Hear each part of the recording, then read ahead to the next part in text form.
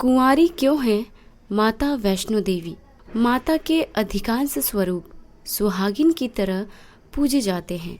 फिर माता वैष्णो देवी कुंवारी कन्या रूप में क्यों पूजी जाती हैं? त्रिकूट पर्वत पर विराजने वाली माता वैष्णो देवी का धाम माँ जगदम्बा का जागृत पीठ है। माता वैष्णो देवी के भक्त दुनिया भर से आते हैं और माता से मनोकामना पूर्ति का वरदान लेकर जाते हैं। माता वैष्णो देवी में सिंदूर चढ़ता है, सुहाग का आशीर्वाद भी मिलता है, परंतु माता कुंवारी रूप में है। इसके पीछे एक पौराणिक कथा है जो इस प्रकार से है। त्रेता युग की बात है। दक्षिण भारत के रामेश्वरम में समुद्र तट पर एक सुंदर गांव था। रत्नाकर पंडित यहीं रहते थे। रत्नाकर शिवजी और माँ आदिशक्ति के बड़े भक्त थे। गांव शहर में रत्नाकर का मान तो बहुत था, पर उन्हें कोई संतान न थी। रत्नाकर की पत्नी हमेशा माँ आदिशक्ति से संतान प्राप्ति के लिए प्रार्थना करती रहती थी। उन्होंने लगातार कई वर्षों तक माँ की पूजा अर्चना की।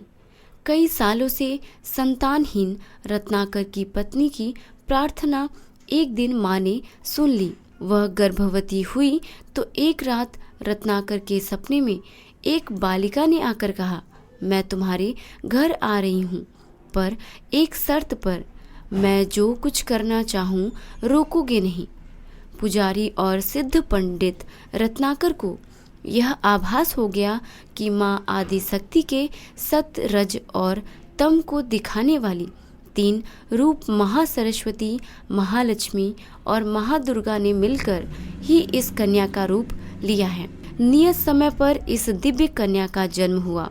रत्नाकर को यह भी पता चल गया था कि यह कन्या माँ आदिशक्ति ने धर्म की रक्षा के लिए ही प्रकट की है। रत्नाकर उसी भाव से कन्या का लालन पालन करने लगे। तीनों महाशक्तियों के मिलन के उस स्वरूप को उन्होंने त्रिकुटा नाम दिया। त्रिकुटा का स्वभाव जन्म से ही अनूठा था।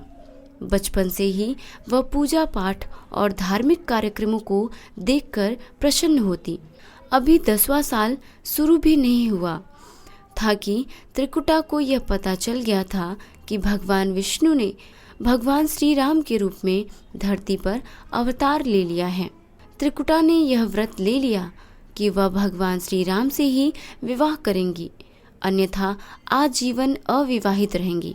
त्रिकुटा ने अपने पिता से कहा कि वह रामेश्वरम के तट पर रहकर तपस्या करना चाहती हैं। शर्त के अनुसार रत्नाकर ने उसे नहीं रोका। 10 बरस की उम्र से ही त्रिकुटा समुद्र तट पर एक कुटी बनाकर रहने लगी। वह भगवान श्री राम को पति मानकर उनको पाने के लिए कठोर तप करने लगी। इसी तरह घोर तप करते त्रिकुटा को बहुत बरस बीत गए। सीता हरण के बाद भगवान श्री राम लक्ष्मण के साथ दल बल लेकर सीता की खोज करते हुए रामेश्वरम पहुँचे। श्री राम को पुल बांधने तक यहाँ ठहरना था। भगवान एक दिन विचरण कर रहे थे, तभी समुद्र तट पर एक तेजस्विनी ध्यान मग्न कन्या को देख बहुत चकित हुए। उस कन्या के ओज और आभा से वह स्थान अलग ही रोशनी से प्रकाशित हो रहा था। भगवान श्री राम कौतूहलवश उस कन्या के तपो स्थल तक पहुँचे। प्रभु ने उस कन्या से पूछा, तुम कौन हो देवी, और इतनी कम उम्र में इतना कठोर तप क्यों कर रही हो? ऐसी क्या अभिलाषा है जिसके लिए ऐसा घोर तप करने को विवश हो?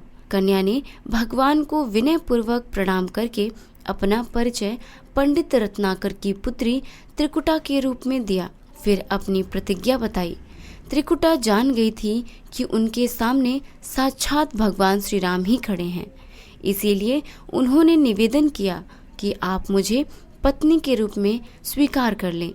इस पर भगवान श्री राम ने कहा, यह संभव नहीं है। मैं एक पत्नीक रहने के संकल्प से बंधा हूँ।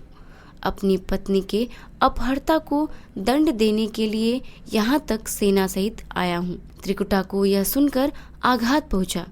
उन्होंने अपने कठोर तप का वास्ता दिया और भगवान से विवाह करने की पुनः याचना की। त्रिकुटा ने कहा, प्रभु क्या मेरे यह तप व्यर्थ गए? मेरे तप में वह शक्ति नहीं कि आपको प्राप्त कर सकूं।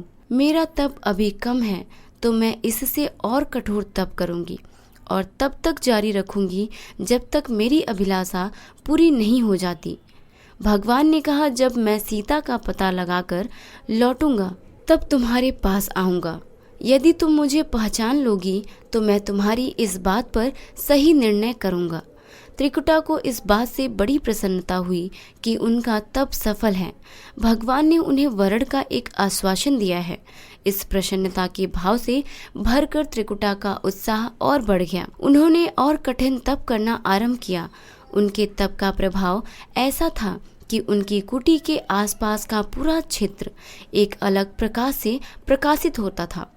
प्रभु राम लंका विजय के बाद माता सीता और लक्ष्मण जी के साथ पुष्पक विमान पर सवार होकर लौट रहे थे तो उन्हें त्रिकुटा को दिया अपना वचन भी पूरा करना था। रामेश्वरम के तट पर पहुंचते ही भगवान ने विमान रुकवा दिया। सभी कौतूहल में पड़ गए तो प्रभु ने उन्हें कुछ पल की प्रतीक्षा करने को कहा।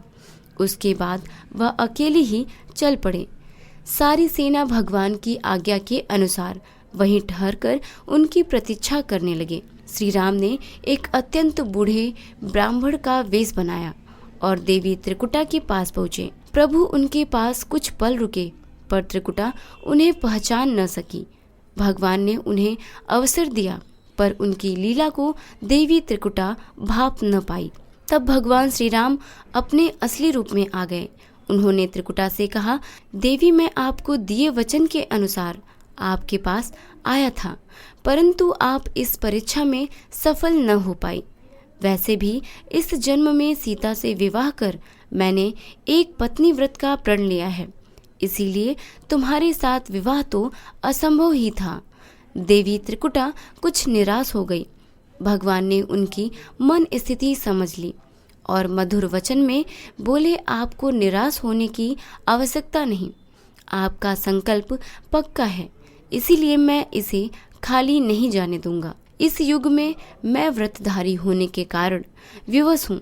कलयुग में जब कल्की के रूप में अवतार लूंगा तब मैं तुम्हें अपनी पत्नी के रूप में अवश्य स्वीकार करूंगा। तब तक तुम हिमालय स्थित त्रिकुट पर्वत पर जाकर तप करो और मेरे अवतार की प्रतीक्षा करो। भगवान ने उन्हें वरदान देते हुए कहा, तुम भक्तों के कष्ट और दुखों का नाश करते हुए इस संसार का कल्याण करती रहो। विष्णु का अंश होने, उनके कुल में अवतार लेने तथा विष्णु पूजक होने के नाते सारा संसार तुम्हें माता वैष्णो देवी के रूप में पूजेगा। कलयुग में तुम्हारे लिए कुछ भी अदेय नहीं होगा।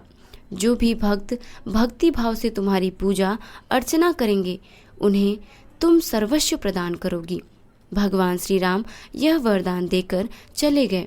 त्रिकुटा श्री राम से मिले इस वरदान से अत्यंत प्रसन्न थी। उन्होंने प्रभु के आदेशानुसार संसार के कल्याण का संकल्प लिया। त्रिकुटा उत्तरी भारत के माणिक पर्वत श्रृंखला की 3 पहाड़ों वाले त्रिकुट पर्वत पर तप के लिए आ गई। वही माता वैष्णो देवी के नाम से विराजमान है। श्री हरि का वरदान होने के कारण वैष्णो माता भक्तों की सभी मनोकामनाएं पूरी करती हैं। इसीलिए माता का स्वरूप कुंवारी का है। वह श्री हरि के कल्कि अवतार की प्रतीक्षा कर रही हैं। उस अवतार के बाद भगवान उन्हें स्वीकारेंगे। यह पौराणिक कथा आपको कैसी लगी ये कमेंट में ज़रूर बताएं।